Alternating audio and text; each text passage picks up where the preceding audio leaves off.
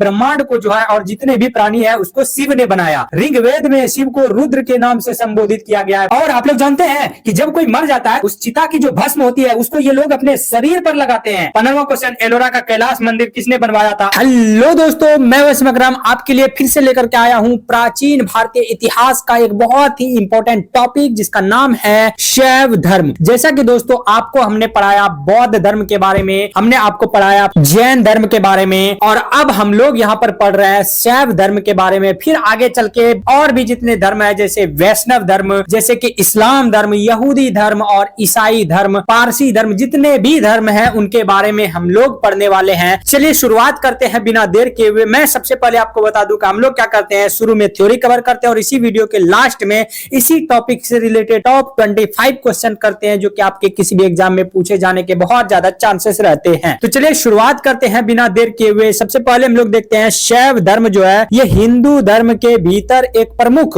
और प्राचीन परंपरा है। मतलब समझिए कि ये जो शैव धर्म ये कोई अलग से धर्म नहीं है। जैसा कि आपने देखा था बौद्ध धर्म जो है एक अलग धर्म था, जैन धर्म एक अलग धर्म था, लेकिन यहाँ पर शैव धर्म कोई अलग धर्म नहीं है बल्कि हिंदू धर्म के अंदर में ही एक संप्रदाय है, एक परंपरा है। जिसमें क्या होता है, जैसे हिंदू धर्म में बहुत सारे देवताओं को मानते हैं, लेकिन हिंदू धर्म के अंतर्गत जो आदमी सिर्फ भगवान शिव को ही परम सत्ता मानकर उसकी उपासना करते हैं यानी कि उसकी पूजा पाठ करते हैं, उस परंपरा को हम लोग कहते हैं शैव धर्म की ये परंपरा है। मतलब हिंदू धर्म के अंदर में ही भगवान शिव को इतना ज्यादा मानना कि उसके अलावा दूसरे का किसी का नहीं, बल्कि भगवान शिव को ही जो है परम सत्ता यानी कि सबका हेड मानकर जो है उसकी पूजा करना, उपासना करना, यही है शैव धर्म। चलिए, शैव धर्म का अर्थ है भगवान शिव की उपासना पर आधारित धर्म, यानी भगवान शिव जो है लॉर्ड शिव उसकी उपासना करना ही कहलाता है शैव धर्म। जो शिव को क्या मानते हैं, ये जो शैव धर्म के लोग हैं ये शिव को क्या मानते हैं, ये मानते हैं कि शिव जो है वो सृष्टि करता है। सृष्टि करता मतलब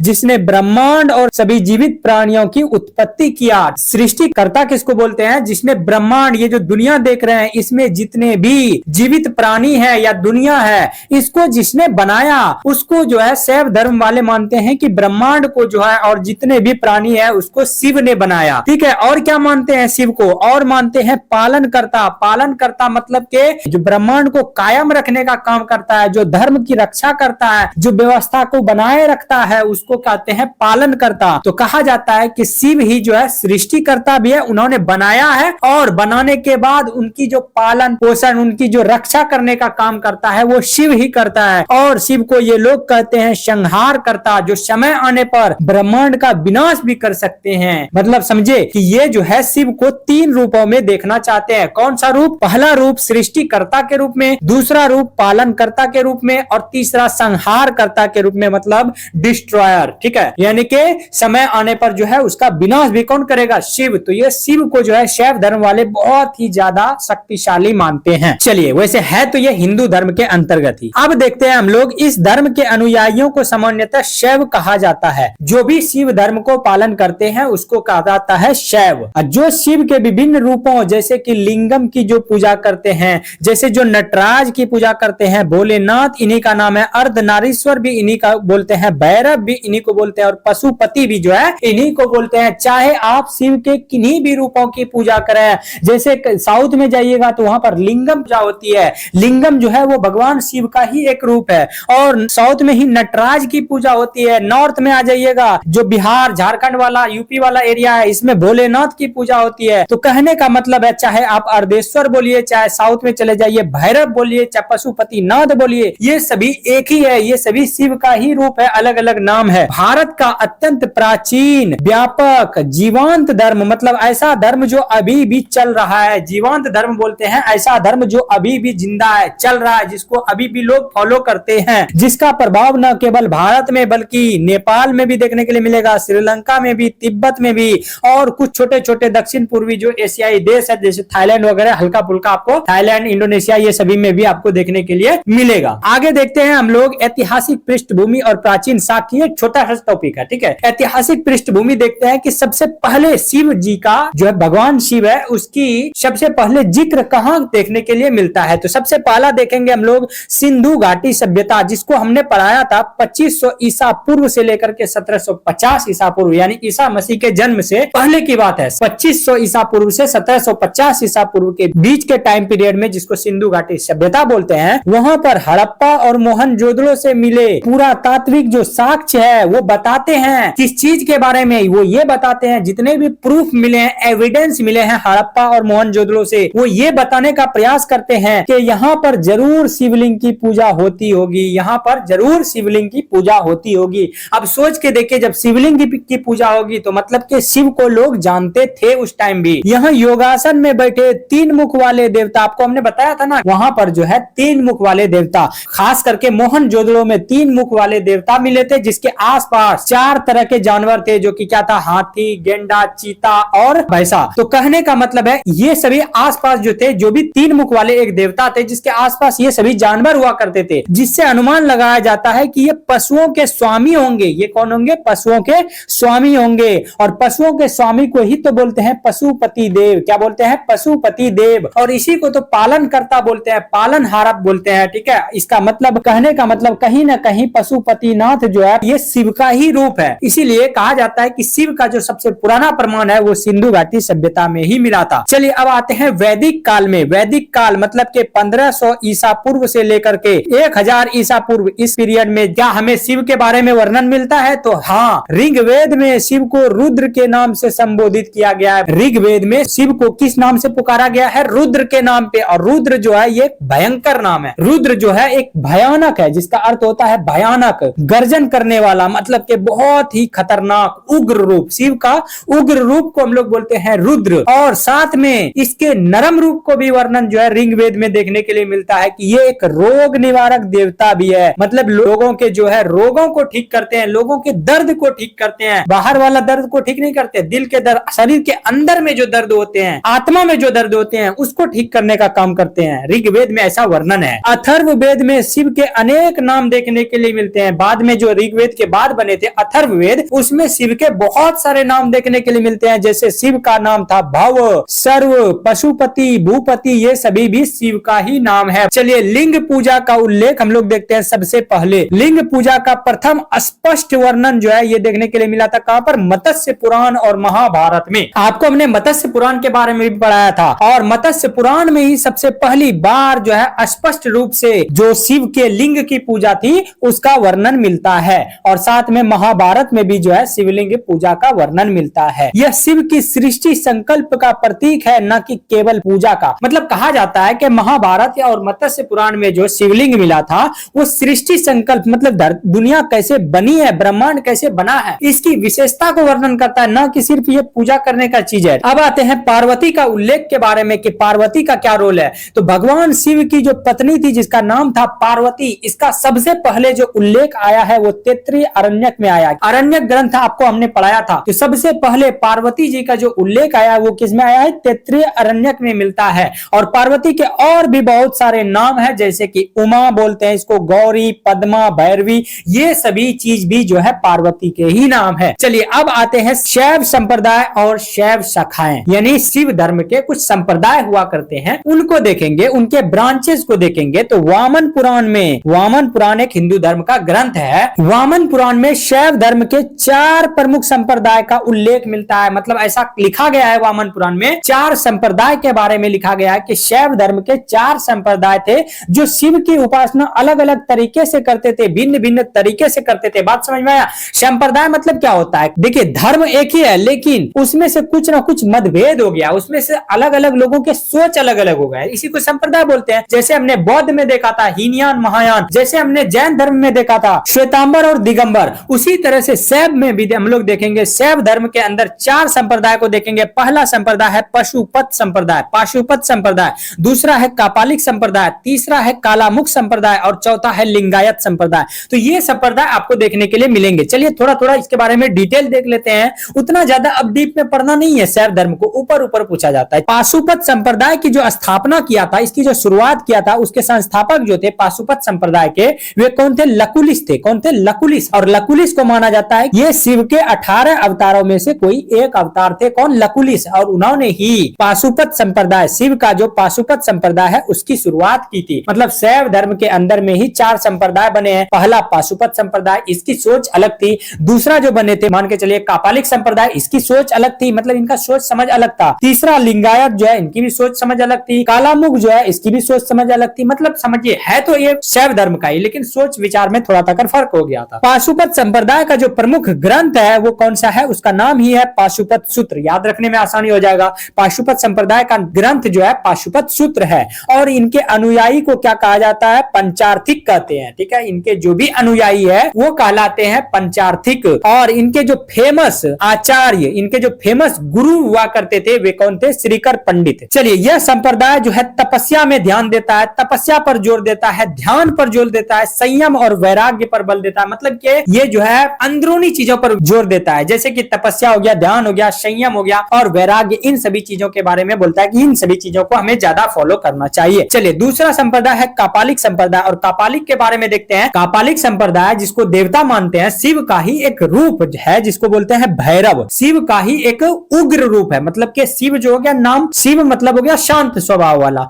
लेकिन शिव का ही जो उग्र रूप है, खतरनाक वाला रूप जो है, उसको बोलते हैं भैरव। तो भैरव को ये लोग जो है भगवान मानते हैं, भैरव को ही ये लोग सब चीज मानते हैं, करता धरता सब चीज, और भैरव की ही पूजा करते हैं। बात समझ में आए? ये लोग रहस्यमय और तांत्रिक विधियों को अपनाते हैं, मतलब ये जादू टोना झाड़ फूक ये सभी चीजें करते हैं। ये लोग जो है मानव खोपड़ी के पात्र का उपयोग करते हैं, मतलब खाना पीना जो है ना, ये किसमें करता है जानते हो? इंसान का जो खोपड़ी होता है ना, माथे का जो हड्डी होता है, खोपड़ी मरने के बाद, जलाने के बाद जो खोपड़ी बचता है, उस खोपड़ी में ये लोग खाना खाते हैं। और आप लोग जानते हैं कि जब कोई मर जाता है तो उसका जो भस्म होता है, उस चिता की जो भस्म होती है, उसको ये लोग अपने शरीर पर लगाते हैं। और साथ में ये लोग मांस भी खाते हैं, मदिरा मतलब के दारू, गया, भांग, जो भी बोलिए, इन सभी चीजों का पालन करते हैं। और ये लोग जो है शिव के उग्र रूप को भगवान मानते हैं, तो ये लोग कहलाते हैं कापालिक संप्रदाय। अगला है कालामुख संप्रदाय, और कालामुख संप्रदाय जो है कपालिकों से ही मिलता जुलता है। कालामुख संप्रदाय कपालिकों से ही क्या है? मिलता जुलता है, लेकिन ये और अधिक उग्र है। बात समझ में? ये भैरव से भी और ज्यादा एक्सट्रीमिस्ट है, उग्र है। बात समझिए, ये मानते हैं कि शिव इतना खतरनाक है कि उसके बारे में हम लोग सोच ही नहीं सकते हैं। ये भी मानव खोपड़ी में भोजन करते हैं। ये भी जो है इंसानों के खोपड़ी में मरने के बाद, जो जलाने के बाद जो खोपड़ी होती है, उस खोपड़ी में, उस हड्डी में ये खाना खाते हैं। और ये भी अपने शरीर पर भस्म, चिता की जो भस्म है उसको लपेटते हैं, और ये भी जादू टोना तांत्रिक गतिविधियां करते हैं। बात समझ में आया? तो कापालिक और कालामुख जो है के दोनों सेम है, के से कापालिक, के से कालामुख, दोनों सेम है। अगला देखिएगा, चौथा संप्रदाय है लिंगायत संप्रदाय, और लिंगायत संप्रदाय की जो शुरुआत की थी वो किसने की थी? अल्ल प्रभु ने की थी। किसने की थी? अल्ल प्रभु, और उसके कुछ शिष्य हुआ करते थे जैसे बसवेश्वर। ज्यादा याद नहीं रखना है, बस ये याद रखिएगा कि लिंगायत संप्रदाय के जो शुरुआत की थी वो किसने की थी? अल्ल प्रभु ने। किसने? अल्ल प्रभु ने। और इसका जो मेन केंद्र है वो कर्नाटक में है, और इसका जो प्रमुख ग्रंथ है उसका नाम है शून्य संपादने। और ये लोग जो है ज्यादा एक्सट्रीमिस्ट नहीं है, ये लोग शिव को जो है उग्र नहीं मानते हैं, बल्कि उसको शांत स्वभाव का मानते हैं। ये लोग, ये जो संप्रदाय है, ये भारत में सामाजिक सुधार लाने के लिए जाना जाता है। मतलब कि इनका मानना है कि लोगों को जो है समाज में सुधार करना ज्यादा जरूरी है। इसने जो है जाति प्रथा हो चाहे बाल विवाह हो, इसका हमेशा विरोध किया है। यानी ये मानते हैं कि जाति प्रथा होनी नहीं चाहिए, और बाल विवाह का जो है इन्होंने विरोध किया है कि नहीं, बाल विवाह भी गलत तरीके से है। और साथ में इन्होंने विधवा पुनर्विवाह का समर्थन भी किया है कि जिसका हस्बैंड मर जाए तो उस औरत को जो है दूसरे किसी से शादी कर लेनी चाहिए, इसमें कोई दिक्कत नहीं है। चलिए अब आते हैं कि शैव धर्म से रिलेटेड कुछ जो वास्तुकला है, मतलब कुछ मंदिर वगैरह है, उसके बारे में हम लोग देखते हैं। सबसे पहला शैव धर्म का सबसे पहला जो मंदिर है वो है एलोरा का कैलाश मंदिर, जो कि आपको महाराष्ट्र में देखने के लिए मिलेगा। और इसको किसने बनवाया? तो राष्ट्रकूट वंश के जो राजा थे जिसका नाम था कृष्ण प्रथम। कृष्ण प्रथम ने जो है एक ही पत्थर को काट के बनवाया था। याद रहेगा, एलोरा कैप्स जो है वो राष्ट्रकूट के राजा, राष्ट्रकूट वंश के जो राजा थे कृष्ण प्रथम, इन्होंने एक ही पत्थर को कटवा करके जो है पूरा मंदिर का निर्माण करवाया था। एलोरा कैलाश मंदिर का निर्माण करवाया था, जो शैव धर्म को समर्पित है। दूसरा देखिएगा बृहदेश्वर मंदिर, तमिलनाडु के तंजौर जिले में स्थित है, और इसको चोल वंश के जो राजा थे राजराज प्रथम, चोल वंश के जो राजा थे राजराज प्रथम ने द्रविड़ शैली में इसका निर्माण करवाया था। याद रहिएगा, द्रविड़ शैली से ही दक्षिण भारत के ज्यादातर मंदिर का निर्माण होता है। चलिए एक विदेश का मंदिर देख लेते हैं। नेपाल में एक मंदिर स्थित है, पशुपतिनाथ मंदिर, जो कि भगवान शिव को समर्पित है। बागमती नदी के किनारे नेपाली पैगोडा शैली में यह मंदिर बनी है, जिसको जो है 1989 में यूनेस्को विश्व विरासत स्थल घोषित किया गया है। पशुपतिनाथ मंदिर जो है नेपाल का, जो कि बागमती नदी के किनारे पर है, और ये नेपाली पैगोडा शैली में बना है, मतलब नेपाली पैगोडा शैली में बना है, और ये इतना खूबसूरत है कि इसको जो है यूनेस्को ने विश्व धरोहर घोषित किया है। चलिए अब आते हैं शैव धर्म के अन्य महत्वपूर्ण तत्व, कुछ एक्स्ट्रा नॉलेज को हम लोग देख लेते हैं शैव धर्म के बारे में। कुषाण शासक और शिव का क्या रिश्ता था? देखिए, कुषाण शासकों की मुद्राओं पर भगवान शिव और उनके वाहन नंदी, जो कि एक बैल है जिसका नाम नंदी था, उसका चित्र देखने के लिए मिलता है। मतलब कुषाण वंश के जो राजा थे, उन्होंने जो सिक्के बनवाए थे, उनके सिक्के पर जो है भगवान शिव और उसके जो सवारी है नंदी, जिसको बैल को नंदी बोला जाता है, उसका फोटो देखने के लिए मिलता है, जो यह दर्शाता है कि कुषाण काल में शैव धर्म को लोग जानते थे, और साथ में शैव धर्म को जो है कुषाणों ने राजकीय संरक्षण दिया था। बात समझ में आया? और जो है इसको बहुत अच्छे तरीके से लोग फॉलो भी करते थे। चलिए अब आते हैं तमिलनाडु से रिलेटेड, जो है दक्षिण भारत से रिलेटेड साहित्य के बारे में देखते हैं। दक्षिण भारत में शैव धर्म का जो प्रचार प्रसार किया था, उसमें ज्यादातर योगदान जो है नैनार संतों का रहा, और नैनार संत जो है ये बहुत ही ज्यादा जो है शिव भक्ति के लिए जाने जाते हैं। मतलब ये लोग शिव भक्ति में इतना लीन हो जाते थे कि इसको दुनिया का कुछ पता नहीं रहता था। ये थे नैनार संत, और इन्होंने ही दक्षिण भारत जैसे कि तमिलनाडु, कर्नाटक क्षेत्रों में जो है शैव धर्म का प्रचार प्रसार किया था। इनके जो प्रमुख ग्रंथ थे, मतलब नैनार संतों के जो प्रमुख ग्रंथ है, जिसको बोलते हैं तिरुतुंडर पुराणम, जो तमिल शैव साहित्य का एक महत्वपूर्ण ग्रंथ है, और इसमें टोटल 63 नैनार संतों का जिक्र मिलता है। इसमें टोटल 63 नैनार संतों की जीवन कथा, मतलब उनकी बायोग्राफी, उनकी असाधारण भक्ति के बारे में, उनके चमत्कारों के बारे में वर्णन किया गया है। मतलब टोटल जीवनी मिलती है किसके बारे में? नैनार संतों के बारे में। अब हम लोग दक्षिण भारत में देखते हैं, दक्षिण भारत में शैव धर्म के बारे में। चालुक्य वंश के राजा हो, चाहे पल्लव वंश के राजा हो, चाहे चोल वंश के राजा हो, हर वंश के शासन काल में शैव धर्म जो है अत्यधिक लोकप्रिय हुआ करते थे। और इसके जो प्रमुख प्रचारक, आपको भी पता है कि टोटल 63 नैनार संतों ने जो है इसका प्रचार प्रसार दक्षिण भारत में किया था, और ये तमिल भजन गा गा कर जो है प्रचार प्रसार करते थे। चलिए इनके ग्रंथ के बारे में हमने एक ग्रंथ तो बता दिया, तिरुतंडुर पुराणम, और दूसरा ग्रंथ याद रखिएगा पेरी पुराणम। ये भी बहुत इंपॉर्टेंट है, और पेरी पुराणम को लोग जो है, पेरी पुराणम को नैनार संत पांचवा वेद बोलते थे, हिंदू धर्म का पांचवा वेद बोलते थे। जैसा कि आपको पता है 4 वेद के बारे में, ऋग्वेद, यजुर्वेद, अथर्ववेद और सामवेद, उसके अलावा पेरी पुराणम को भी ये लोग नैनार संत जो है पांचवा वेद मानते थे। इतना ज्यादा इंपॉर्टेंट है। इसको किसने लिखा है? इसको लिखा है सेक्किलार ने। किसने लिखा है इसको? सेक्किलार नामक व्यक्ति ने लिखा है, सेक्किलार, याद रखिएगा। एक आता है नाथ संप्रदाय, जो कि मतलब उसमें रोल नहीं है, इसका ज्यादा जिक्र नहीं है, लेकिन नाथ संप्रदाय के बारे में देख लीजिएगा। इसके संस्थापक कौन थे? इसके संस्थापक थे मत्स्येंद्र नाथ। कौन थे? मत्स्येंद्र नाथ। ये बहुत हाल फिलहाल में जब महमूद गजनवी का आक्रमण हुआ था, इस टाइम पे बने थे ये नाथ संप्रदाय। इसके संस्थापक कौन थे? मत्स्येंद्र नाथ। और इसकी जो पूरा इसको फैलाने का काम किया था, ये गोरखनाथ ने किया था। किसने? गोरखनाथ ने किया। नाथ संप्रदाय ने वर्ण व्यवस्था का विरोध किया। जो हिंदू धर्म में वर्ण व्यवस्था है, ब्राह्मण, क्षत्रिय, वैश्य और शूद्र के बारे में जो है, उसका इन्होंने कड़ा विरोध किया और बोला कि हम बिना किसी जाति भेदभाव से जो है सभी लोगों के लिए नाथ संप्रदाय खुला हुआ है, कोई भी इसमें आ सकता है। अब आते हैं 6ठी शताब्दी के आसपास, मतलब शैव धर्म के अंदर जो और भी बहुत सारे संप्रदाय है जो शैव धर्म से कहीं ना कहीं कनेक्ट है, उसके बारे में देख लेते हैं। 3-4 है, उसके बाद खत्म हो जाएगा, फिर ऑब्जेक्टिव हम लोग करके टॉपिक क्लोज हो जाएगा। चलिए सबसे पहला देखते हैं आजीवक संप्रदाय। आजीवक संप्रदाय की शुरुआत की थी मक्खली गौसाल ने। किसने की थी? मक्खली गौसाल ने। पूछा जाता है कि आजीवक संप्रदाय की शुरुआत किसने की थी? मक्खली गौसाल ने। और इसका सिद्धांत क्या था? ये क्या मानते थे? ये लोग मानते हैं कि दुनिया में जो है ना, हम लोग जब संसार में आए हैं, इसका जो है पहले ही नियति लिख दिया गया है, पहले ही हमारा भाग्य लिख दिया गया है, पूर्व निर्धारित है हमारा भाग्य। अब चाहे आप मनुष्य कोई भी काम करो, मोक्ष और पुनर्जन्म पर इसका कोई भी असर नहीं पड़ेगा। बात समझ में आया? यानी कि दुनिया में आप कितना भी गंद फैलाओ, दुनिया में कितनी भी बुराइयां करो, कितनी भी अच्छाइयां करो, आपके मोक्ष पे और पुनर्जन्म पे इसका कोई इफेक्ट नहीं पड़ता। आपका जो है कहने का मतलब है पहले से ही लिखा हुआ है नियति कि ये अच्छा करेगा, ये बुरा करेगा। बात समझ में आया? हम लोग को दिमाग ही नहीं लगाना है। इसकी शुरुआत किसने की थी? आजीवक संप्रदाय मक्खली गौसाल ने की थी। अब देखते हैं हम लोग घोर अक्रियावादी संप्रदाय। घोर अक्रियावादी संप्रदाय की शुरुआत की थी पूरन कश्यप ने। किसने? पूरन कश्यप ने। और इसका क्या सिद्धांत था? ये मानते हैं कि कर्मों का कोई नैतिक फल नहीं होता।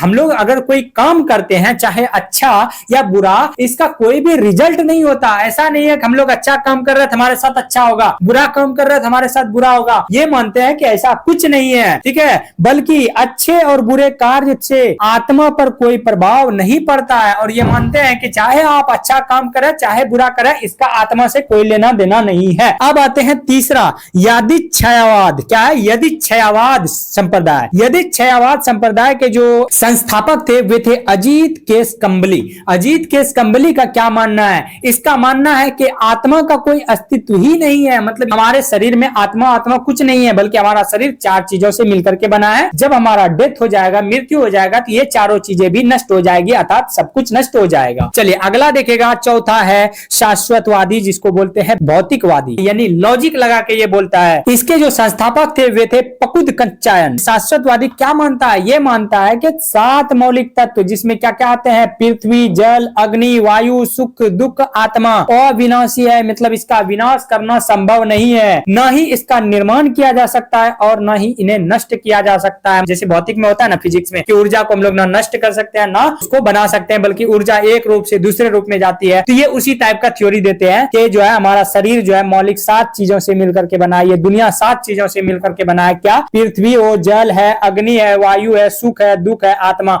ये सभी चीजें अविनाशी है, इसको नष्ट नहीं कर सकते, ना ही इसको हम लोग बना सकते हैं, बल्कि ये एक रूप से दूसरे रूप में कन्वर्ट होते रहते हैं। चलिए पांचवा और लास्ट देखिएगा, निश्चयवादी। निश्चयवादी के जो संस्थापक है वे है संजय बेटलिपुत्र। संजय बेटलिपुत्र, इनका क्या मानना है? इनका मानना है कि सत्य या मोक्ष के बारे में कोई निश्चित उत्तर देना ये संभव नहीं मानते हैं। इनका मानना है कि हम लोग जो है ना सत्य या मोक्ष के बारे में कुछ भी नहीं बताएंगे, यानी कि अगर कोई हमसे क्वेश्चन पूछेगा, दार्शनिक क्वेश्चन पूछेगा मोक्ष के बारे में, निर्वाण के बारे में, आत्मा के बारे में, तो मैं इसका आंसर नहीं दूंगा। ये आंसर देने से इनकार कर देते हैं, मतलब कि बस जियो और दूसरे को जीने दो, ऐसा मानते हैं। चलिए हम लोग अब यहाँ पर थ्योरी कंप्लीट कर चुके हैं, इन्हीं से रिलेटेड जो है टॉप 25 क्वेश्चन यहाँ पर करेंगे। सबसे पहला देखेंगे कि प्रश्न 1 क्या कहता है कि शैव धर्म के अनुयायी किस देवता की उपासना करते हैं? नाम से ही पता चल रहा है कि ये भगवान शिव की उपासना करते हैं। दूसरा क्वेश्चन है कि शैव धर्म में भगवान शिव को किस रूप में देखा जाता है? शैव धर्म में भगवान शिव को जो है 3 रूपों में देखा जाता है, कि सृष्टि को बनाने वाला, सृष्टि को पालन करने वाला और सृष्टि को विनाश करने वाला। तो ये देखिएगा, सृष्टि करता मतलब सृष्टि को बनाने वाला, ब्रह्मांड को बनाने वाला, पालन करता मतलब ब्रह्मांड की देख रेख करने वाला, और सबसे संहार करता मतलब डिस्ट्रॉयर यानी कि विनाश करने वाला जो है, इस रूप में